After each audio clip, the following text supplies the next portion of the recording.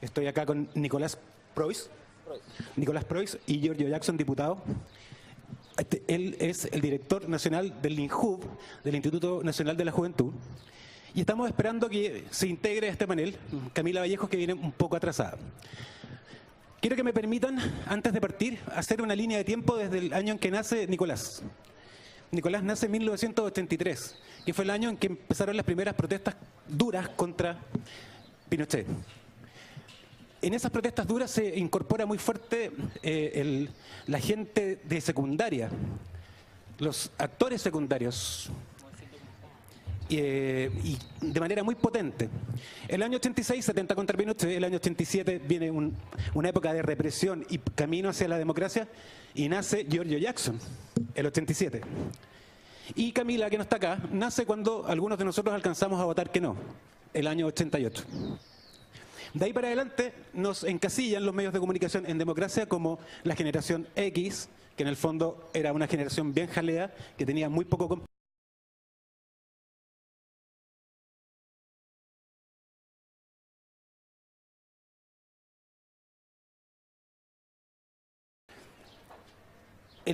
La Pachi Bustos con Jorge Leiva hacen un documental que se llama Actores Secundarios.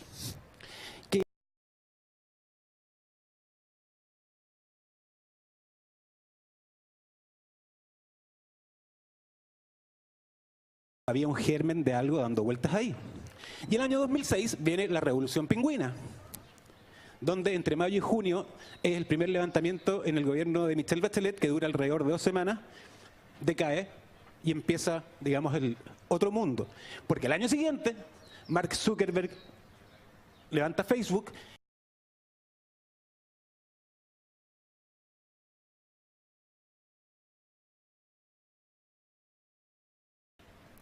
¿Qué había sucedido en todo eso? Hoy día tenemos 7 representantes de menos de 30 años en la Cámara, que están dando vueltas. ¿Qué sucedió en la vida de ustedes en esa línea de tiempo?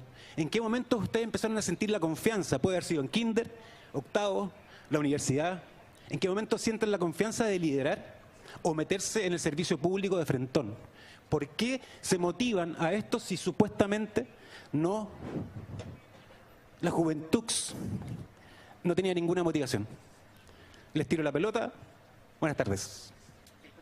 Partamos por relevancia, bueno. Los diputados primero. ¿Se escucha? No tiene un botón de on. No. ¿Aló? ¿Se escucha este? Sí. Está más caliente, eso sí. Bueno, primero que...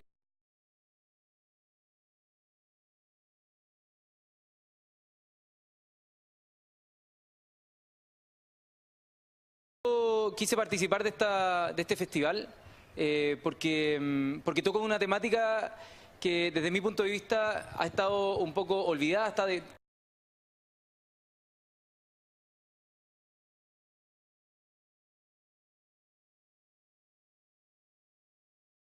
valores que nos permiten enfrentar la vida de manera distinta. Y no creo que solo en el lado político o en el servicio público, sino que desde que eres chico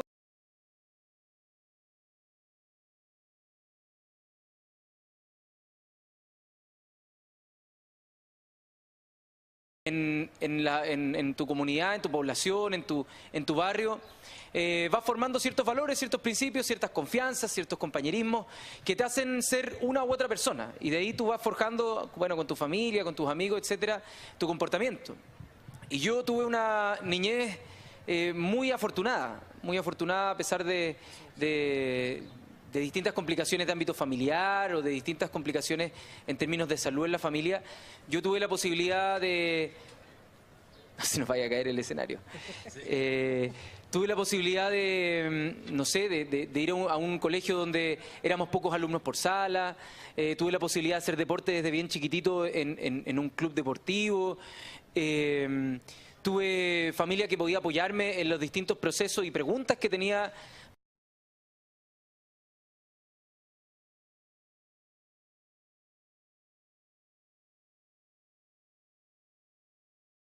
Y eso es bien lamentable. Yo creo que apuntar a que existan condiciones homogéneas e igualitarias para que se den esos procesos es un desafío país, es un desafío de política pública.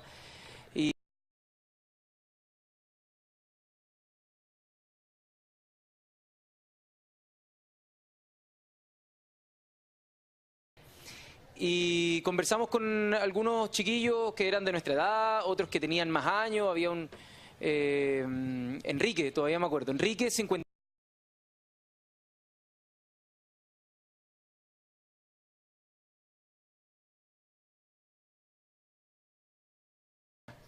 Él partió su vida pensando que esas cosas eran buenas porque él le llevaba el pan a la casa y veía que su familia estaba contenta y él había robado. Entonces él decía, yo nunca aprendí que eso era algo malo, todo lo contrario, mis estímulos eran positivos porque yo llevaba cosas a la casa y me felicitaban.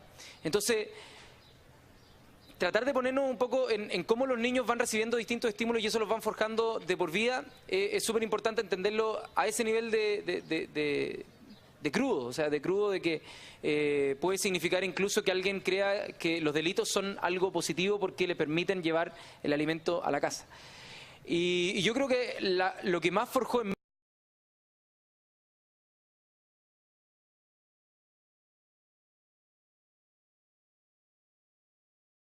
lo que me ayudó a formar el carácter son básicamente tres cosas, separando el ámbito familiar, porque siempre el ámbito familiar es importante. La primera es el deporte. El deporte para mí fue lo que me forjó todo mi carácter. Yo creo que la capacidad de resolver problemas complejos, la tolerancia a la frustración, la capacidad de levantarse y de ser persistente en una tarea como es entrenar, etcétera. A mí definitivamente me marcó en quién soy, en cómo trabajo con las personas, en cómo de repente tengo que recibir momentos de presión, y eso es un aspecto sumamente importante. ¿Qué deporte, perdona? Hice varios deportes. Partí por el hockey césped.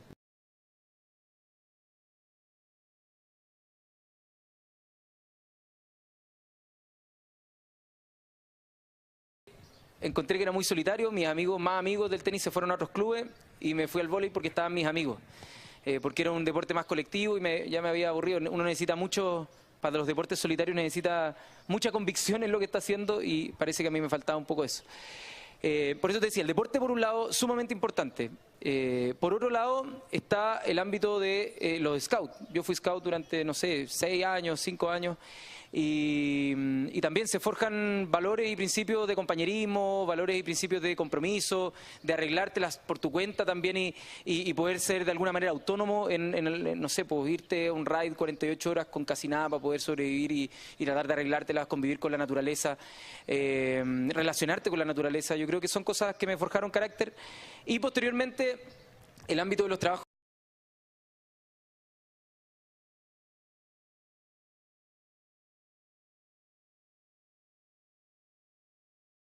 muy buena comparado con el resto del país.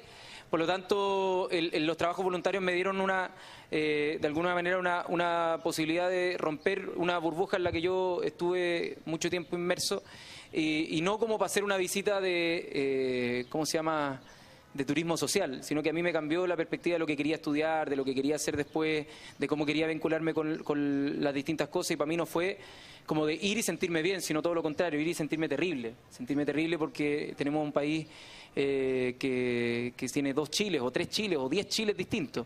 Entonces, yo creo que esas son algunas de las cosas que te van formando desde que eres pequeño, porque son estímulos que ves día a día. Yo no creo que haya una cosa que hacer para que los niños puedan formar carácter y tener los principios que está buscando este festival, no sé, pues de empoderarse, hacer sentir su voz, sino que es un ambiente. Hay que generar un ambiente donde las personas tengan la confianza de decir cosas y equivocarse, donde, no sé, pues el bullying no sea el resultado de una sociedad que compite por todo y que se tratan de denostar cuando alguien está en lo incorrecto. Yo creo que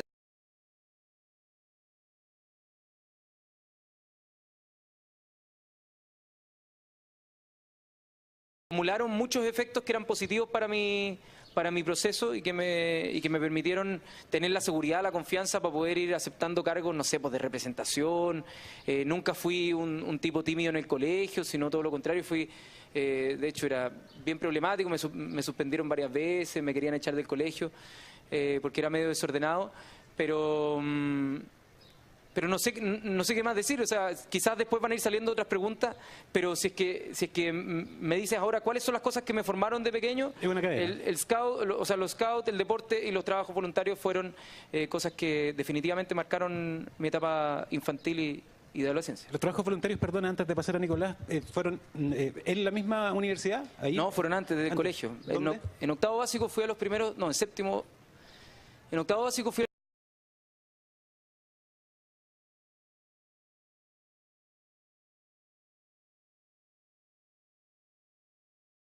a ropa de, no sé, pues de estas capas de agua, con una pala, un martillo, y me paré afuera y dije, ¿a dónde voy?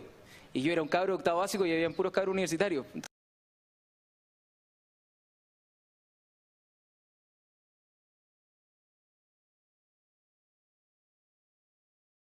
Yo me acuerdo era bien chico, porque los universitarios se dedicaban a puro carretear. Y yo decía, pero estos gallos no tienen conciencia. Y después cuando me tocó ir también de repente carreteamos algunas veces. Me tocó estar en el orden.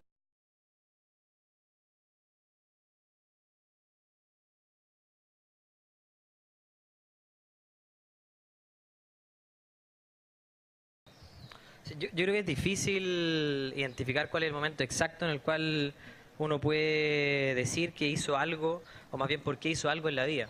Yo tiendo a pensar que la suerte muchas veces prima y juega un rol preponderante en las situaciones en las cuales uno después a la larga te toca asumir.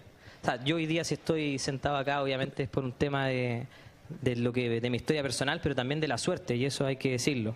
Y eso se expresa, no sé si alguno ha leído a Malcolm Gladwell, que habla mucho de educación y de la suerte, y a mí me encanta citarlo porque él verdad tiene mucha razón en ese sentido. Somos lo que somos en gran parte por la suerte. Yo particularmente tengo una historia bien, obviamente poco conocida respecto al Giorgio y a la Camila. Yo fui concejal hace poco y ahora digamos estoy asumiendo este cargo hace un par de meses atrás, pero durante mi niñez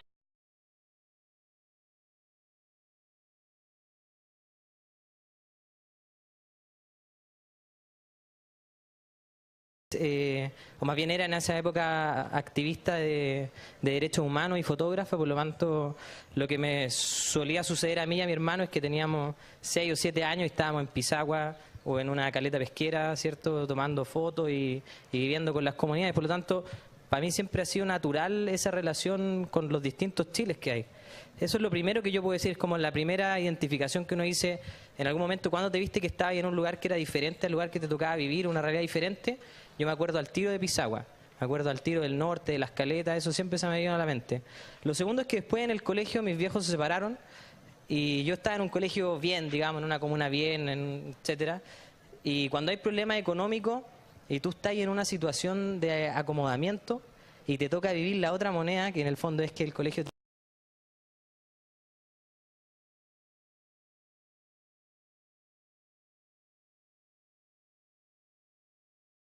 ya no tenéis plata.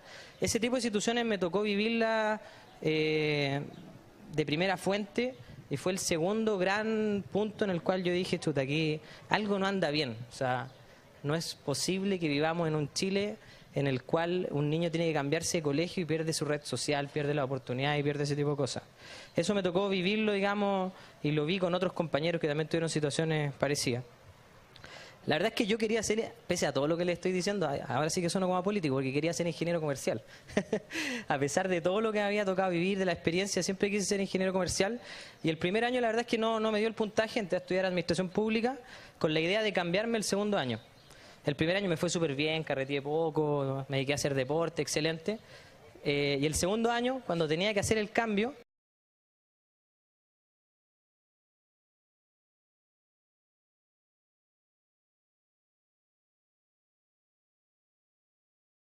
el cual yo represento, y me quedé 1 mes y medio trabajando con él en el sur. Y después volví a Santiago, marzo, abril, cuando tenía que tomar la decisión en realidad me di cuenta que no iba a ser feliz como ingeniero comercial, que no algo me cambió en ese verano, y yo creo que ahí es cuando yo tomé la decisión de dedicarme a lo político. Antes siempre me había gustado, o sea, de chico participé en algunas actividades de la Jota, leí mucho, digamos. ¿Familia política? La verdad, mi mamá siempre ha sido cercana al Partido Comunista y la familia de mi papá son todos de derecha, digamos. Así que obviamente la mezcla da un demócrata cristiano, ¿cierto? Pero política directamente no, digamos. Y además es súper complicado, porque esto yo no tengo problema en decirlo, porque lo digo siempre, pero si uno ve la política desde el punto de vista de la contingencia, para una persona de 30 años es súper difícil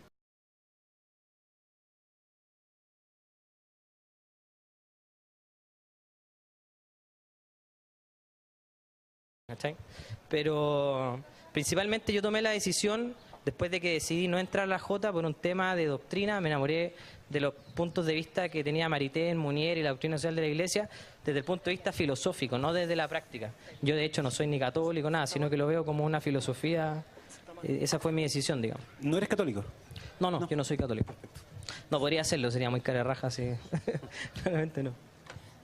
Perdón, esto, que tengo otro. Dos. No, toma, te regalo ese. Hola Camila, bienvenida. Hola, buenas tardes.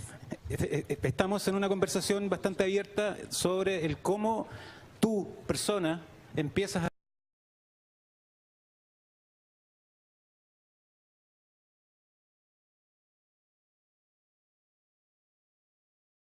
por el deporte. ¿En qué momento tú decides de alguna manera enfocar el camino hacia un punto enfocado hacia el cambio social, hacia la política, básicamente?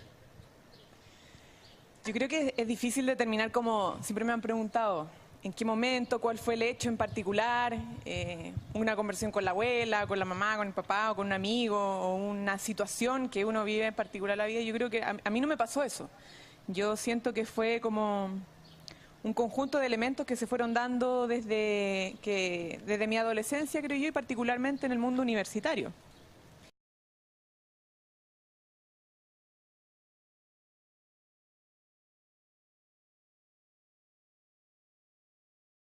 participé nunca en nada, en ningún centro estudiante, no fui delegada de curso, ni participé en política en la escuela. De hecho, era absolutamente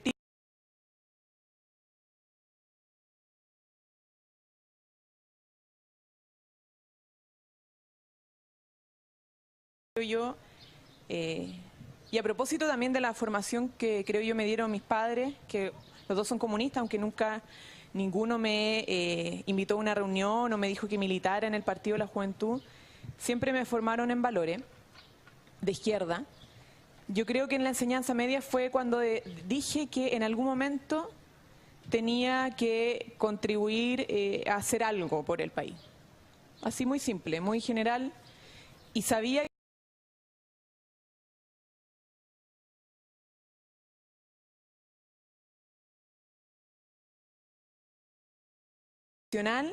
en mi trabajo iba a poder hacer eso, sino que tenía de alguna manera la conciencia o la idea de que tenía que ser en una organización. Y yo, como tenía además el ideal de que la Universidad de Chile era una universidad pública, pluralista, diversa, etcétera, de hecho no postulé en ninguna otra universidad porque tenía esa imagen de la Universidad de Chile, pensé que justamente en la Universidad de Chile iba a encontrar con esa diversidad de organización y de visiones políticas que me iba a permitir decidir o tomar una decisión respecto a dónde participar para poder desde ahí contribuir. ¿Y qué pasó? Bueno, justamente un poco así. O sea, yo creo que efectivamente también me llevé ciertas sorpresas, donde empecé a darme cuenta también que era necesario hacer una reforma en la educación superior, que lo público no era tan público. Y ahí empecé también a politizarme un poco más respecto a qué había pasado con la educación desde el ámbito universitario. Pero sin lugar a dudas que me encontré con una diversidad importante de organizaciones. Mi carrera, particularmente ese año, había perdido el centro estudiante y estaba simplemente funcionando con asamblea y delegados de representantes. Y la verdad es que no funcionaba. Entonces, en ese momento decidimos juntarnos con compañeros, armar centro estudiante. En ese mismo proceso conocí a compañeras, eran puras comunistas las que habían en la FAU en ese momento. Empecé a conocer a compañeras de la Jota y a partir de eso me empecé a involucrar más en política universitaria y decidí, de alguna otra manera, ingresar a las Juventudes Comunistas porque además, desde mi punto de vista, en ese momento,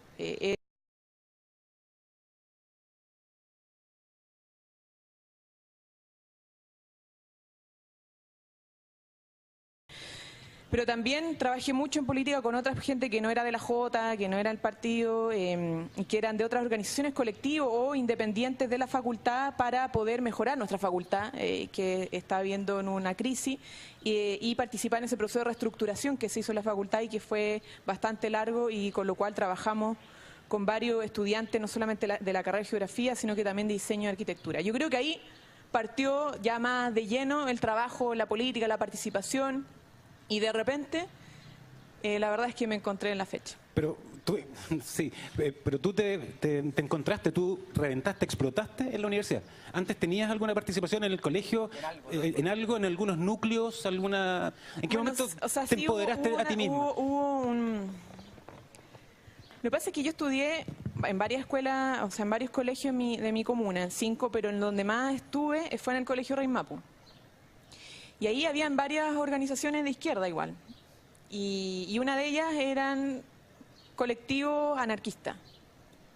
Y había uno en particular que donde participaban amigos que estaban, creo, 1 o 2 cursos superior y con los cuales yo conversaba mucho.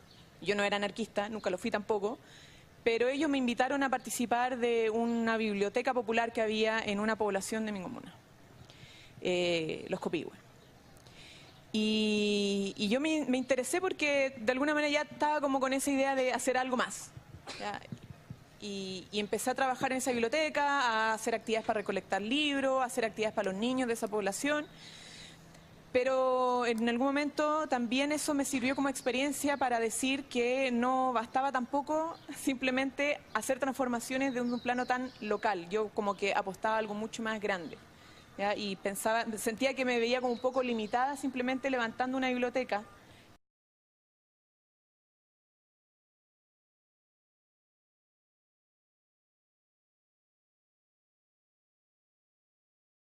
Y yo creo que eso me hizo también dar el salto a la Jota, en la universidad.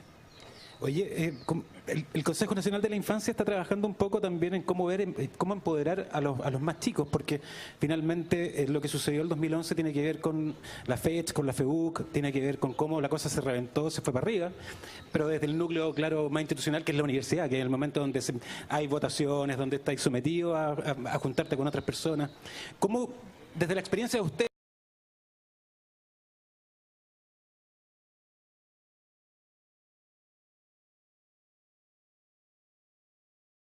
Giorgio, que tú mencionas, el deporte tiene que ver con esas instituciones más pequeñas? ¿Qué es lo que podría hacer la institucionalidad con ellos? Lo primero que se me viene a la mente es lo que no hay que hacer. Dale. Que muchas de las cosas que estamos haciendo hoy. No sé si han visto una imagen donde salen como niños sentados y una profesora, donde hay puros niños que sale como lo que están pensando, pero con forma de cuadrado, y el último, donde está la profesora, le está cortando un círculo y lo está transformando en cuadrado. ¿Han visto esa imagen alguna vez? ¿No? Bueno, véanla. Fin del comunicado. No, lo que dice la imagen finalmente es que los niños todos vienen con mucha creatividad. Y todos vienen muy empoderados porque tienen su propio mundo. Uno cuando es chico se imagina que, no sé, es un pirata o que es un astronauta, cualquier cosa. Y lo que pasa es que llegas al colegio y te estandarizan.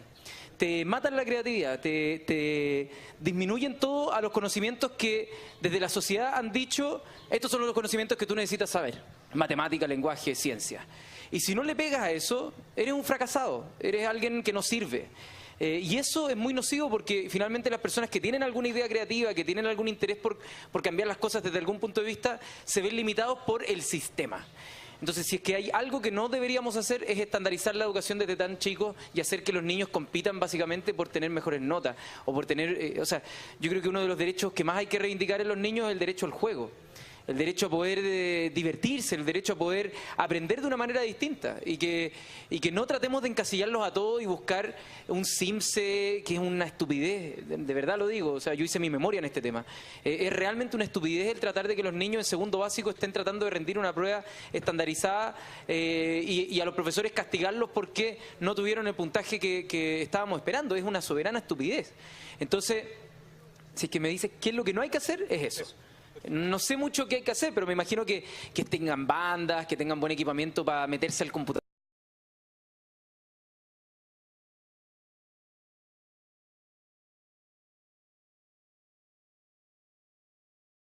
De que los niños puedan empoderarse, porque si no los encasilla en un aspecto en que no se sienten cómodos y finalmente se retraen y pasan a no participar porque se sienten excluidos. Perfecto. Desde el Instituto Nacional de la Juventud, ¿cuál es el punto de vista al respecto? ¿Qué es lo que están observando? Ustedes están en un rango un poco más arriba que la infancia, más sin embargo son vecinos. Sí.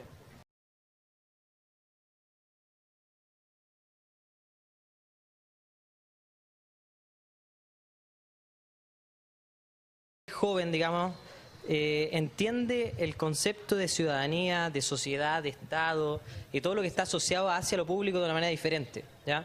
Generalmente la discusión está puesta entre si los jóvenes están o no están ni ahí con la política, entre si son o no son de la generación del Chino Río, entre si están ahí o no están ahí. Esa es la discusión eterna.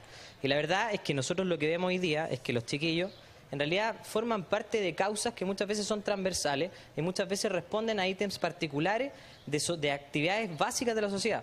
Ahora, dicho, por ejemplo, perdón. Por ejemplo, la causa de la diversidad sexual. Perfecto. Nosotros en el Instituto Nacional de la Juventud sacamos una encuesta de la diversidad sexual. A mí me llaman todos los días, y esto quiero decirles por favor que paren de hacerlo los pastores evangélicos, por teléfono para decirme lo que corresponde, lo que no corresponde hacer. Se los pido aquí públicamente, paren de hacerlo por favor. Pero el solo hecho de preguntar qué pensaban los jóvenes referente a la diversidad sexual desordenó en gran manera el naipe social referente a principios como el matrimonio igualitario, la adopción homoparental, etcétera, etcétera. Esas son cosas que hoy en día, incluso con lo que lanzó el móvil, ¿cierto?, hace un par de días atrás, referente al... Perdón, pero móvil a través de Junji, ¿cierto? Nicolás tiene dos papás. Tiene dos papás. Empiezan a desordenar un poco lo preestablecido socialmente. Y entre medio están los niños, ¿cierto? Entre medio están los jóvenes, que uno no creen en la política. O sea, basta ver que en el sistema político actual en el cual nosotros nos toca relacionarnos y vivir, está más que agotado. O sea, ¿cuánta gente participa? Menos del 20% de los jóvenes, 30% en las comunas con mayor ingreso. Si nosotros vemos acá a la Camila, al Giorgio y a mí, lo más probable es que nosotros vengamos de colegio medio o medio alto, estudiamos en las mejores universidades del país. Nosotros no venimos de una población.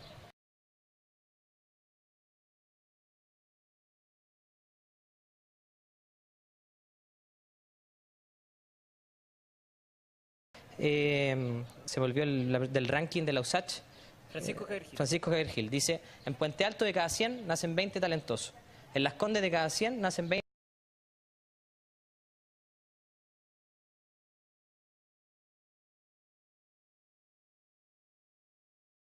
Mundo diferente.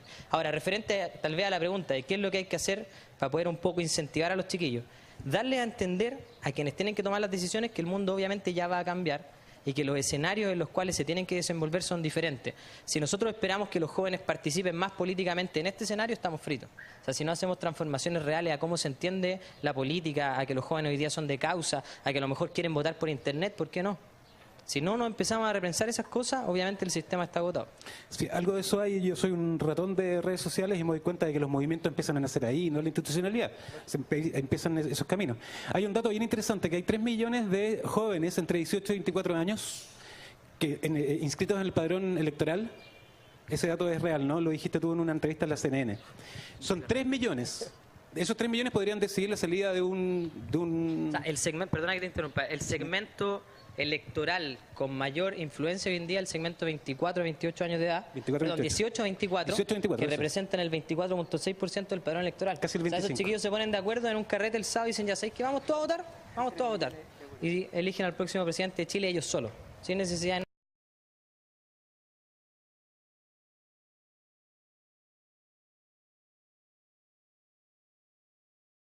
3 millones de personas para que efectivamente tengan participación. Tiene que ver con regulación, tiene que ver con obligación, tiene que ver con inspiración. ¿Cómo lo visualizan? Desde el ámbito más humano, no desde el ámbito institucional. ¿Se entendió algo de lo que dije? A ver, yo...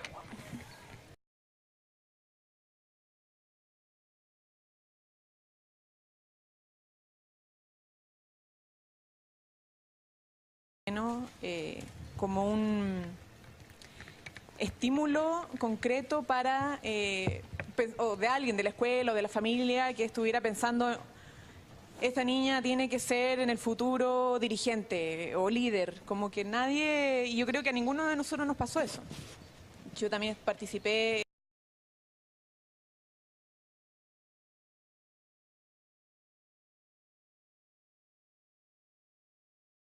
transformación y por lo tanto conducir procesos de transformación. Yo creo que hay algo importante que tiene que ver con la educación y con un sentido que quizá parece como abstracto, pero tiene que ver con cómo a los niños desde pequeñito y sobre todo ya después la formación básica y ya después la adolescencia también en la enseñanza media y siempre a la juventud. Creo que algo que falta y que falta en la educación, pero que falta también en los medios de comunicación, en todas las instancias, es como ayudarlos a primero a creer, primero a creer en uno mismo, porque falta también formar en carácter. Hay muchos niños que no creen en sí mismos, son tímidos, no creen en que puedan hacer cosas, o que su opinión o que lo que contribuyen a una actividad realmente es relevante, porque siempre se seleccionan y se clasifica quién es el mejor, ¿cierto? Pero no se le rinde aplauso o valoraciones a los niños por su aporte, aunque sea insignificante. Y eso yo creo que deteriora mucho la capacidad de los niños y de los jóvenes de creer en sí mismos. Y eso también se ve después en la participación política de los jóvenes. Los jóvenes no creen, además de no creer en la política, no creer como en nada, que nada va a cambiar, pero tampoco muchas veces creen en sí mismos. Y eso yo creo que es sumamente dañino para la sociedad y para poder lograr hacer las transformaciones que uno quiere hacer.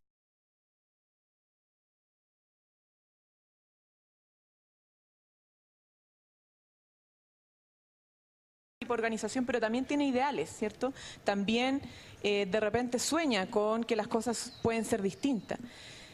Pero el no tener la capacidad de creer de que a partir de tu realidad particular y de tu trabajo con otros puedes lograr eso, es sumamente, yo creo, no sé si la palabra correcta, pero fome, es frustrante.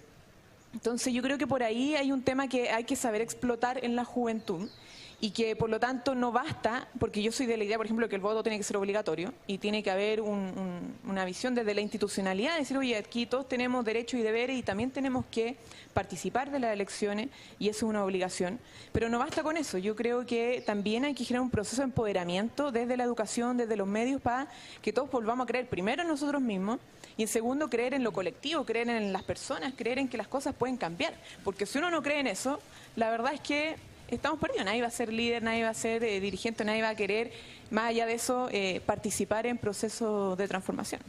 Sí, me encantaría complementar eso porque esa desesperanza finalmente que relata Camila es algo que yo creo que es característico de nuestra generación y que quizás nosotros somos bichos raros de una generación que si bien participa de causas,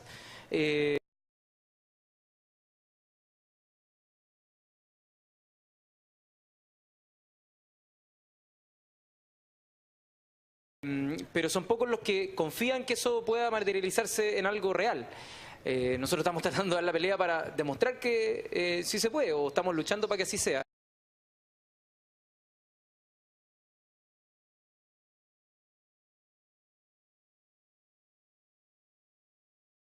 Hay un sistema binominal que es sumamente injusto y que tu voto no contribuye mucho a la decisión final. Es decir, tu voto es irrelevante, no hay ningún incentivo a ir a votar, no hay ninguna motivación. En cambio, cuando tú entregas poder, la gente se toma esos espacios. Y eso no solamente pasa en la política, pasa también en las organizaciones. Tú les entregas recursos para que postulen a proyectos y la gente hace cosas. O sea, imagínate, acá hay un edificio con pura gente que es joven igual en temas de innovación y están haciendo maravilla acá adentro, están haciendo robots, están haciendo maquetas, están haciendo miles de cuestiones que son increíbles. Entonces, yo creo que a medida que la gente, en todos los planos, no solamente en política, tú le entregas poder, en lo que sea ese poder y responsabilidad, la gente responde.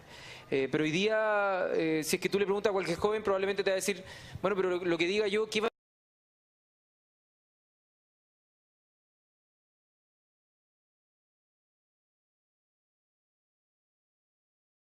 Si tú vas a la marcha va a ser distinto, porque tú vas a hacer, con tu cartel que va a salir en la prensa o va a dar vuelta por las redes sociales, eso va a motivar a un cambio. Y la gente, yo creo que eso lo sintió muy propio y por eso participaron. Porque si es que te dicen, mira, marcha, pero filo, no va a cambiar nada, la gente no va a marchar. No hay ninguna razón por la cual quiera hacer algo tan tonto como ir y perder su tiempo.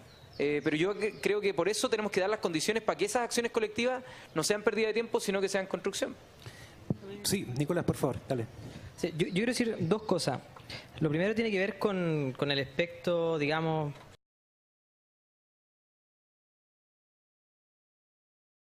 la tasa de escolaridad, ¿cierto? O sea, los años de estudio de las personas dentro de una comuna versus la relación que eso tiene en el porcentaje de votación de la comuna.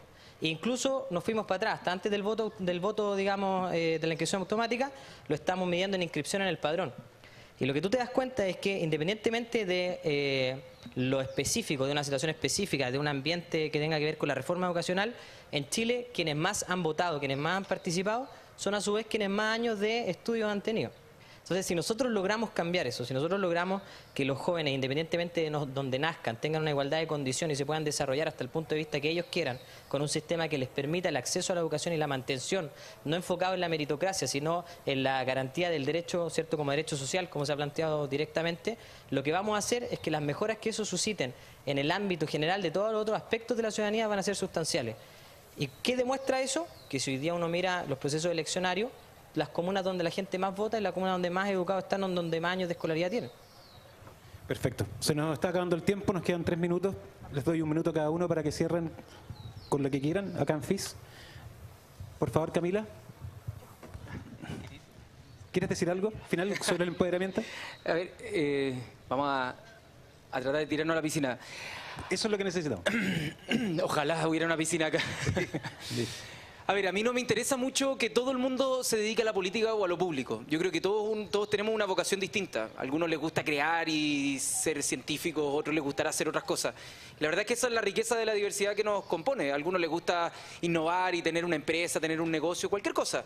Y cada uno va a tener un interés y se va formando. Pero lo que trasciende a todo eso, esas vocaciones, es una base que te permite tener carácter para enfrentar los problemas que tiene la vida, porque al final en política, en un emprendimiento, incluso cuando tú vas a tener una pareja o lo que sea, siempre vas a tener problemas o cosas que el carácter va a ser lo que te permita resolver los problemas o agrandarlos, o sortearlos o fracasar en el intento.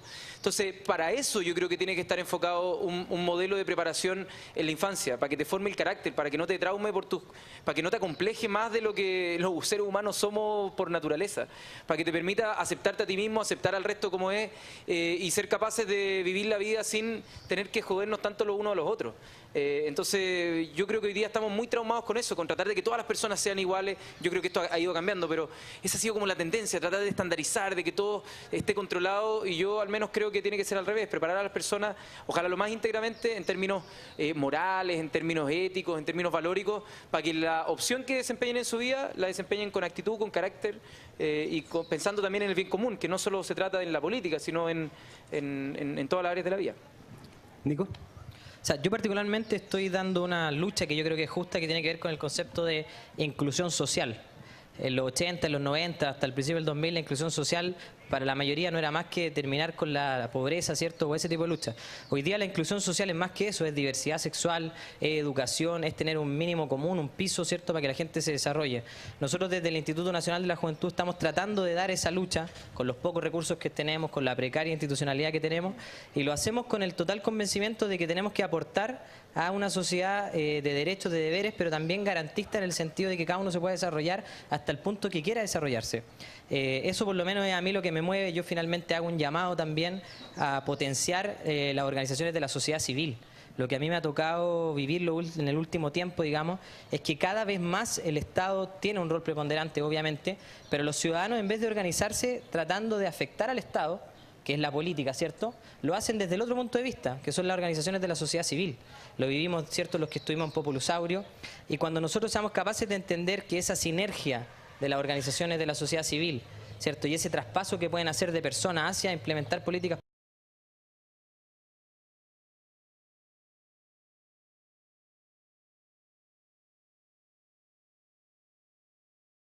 a lo mejor no del Estado, no de la política, si eso obviamente no los vamos a obligar y es súper difícil hacerlo, ¿cierto?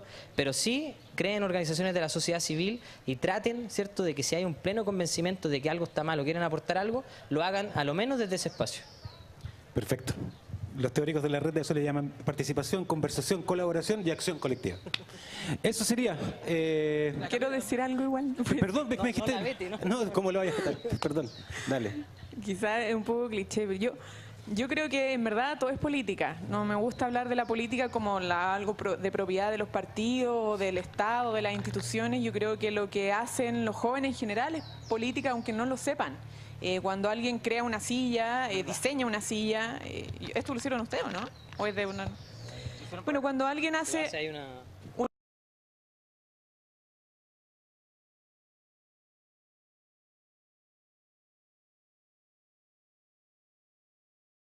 la sociedad, cómo contribuye a que se vaya superando esta sociedad, desde mi profesión, desde mi disciplina. Y yo creo que la gran batalla hoy día, como cultural, que hay que dar, independientemente si uno milita o no, desde donde se dé, tiene que ver con cómo hacer, poner o hacer relevar una parte del ser humano que pelea siempre con otra, que tiene que ver con esa parte de solidaridad versus egoísmo o colectivo sobre individuo. No digo que hay la parte egoísta quizá haya que matarla totalmente. Todo el mundo tiene una parte egoísta, todo el mundo tiene una parte individualista. Pero yo creo que las sociedades se superan a sí mismas y logran sobrevivir cuando ponen por sobre lo individual y el egoísmo lo colectivo. No sé si hay antropólogos por acá o médicos que estudien la evolución del ser humano, pero hay teorías que señalan de que el ser humano sobrevivió gracias al trabajo comunitario, no a la supervivencia individual. Y yo creo que si nosotros realmente queremos sobrevivir como especie y sobrevivir en armonía con el medio ambiente, tenemos que hacer prevalecer eso. Yo creo que esta sociedad hoy día como está no contribuye a eso. Por eso creo que la gran batalla, no solamente de la juventud, sino que de nuestra sociedad en general, la demos de donde la demos, desde el Congreso, desde un colectivo, desde un movimiento temático en particular, tiene que ser en función de eso. Esa es mi idea y yo creo que o es lo uno o lo otro. Yo soy de la idea de apuntar a lo colectivo, a lo solidario y al bien común. Eso. Perfecto, muchas gracias. Bueno, esa fue la conversación sobre empoderamiento que se dio cita acá en FIS. Me habían dejado un programa que tenía que leer para cerrar al final, pero no está. El programa está en papel, lo pueden revisar, está en la web también. Y sigan participando de estas charlas porque es importante que esto se empiece a dar más comúnmente y más diariamente en este país. Gracias.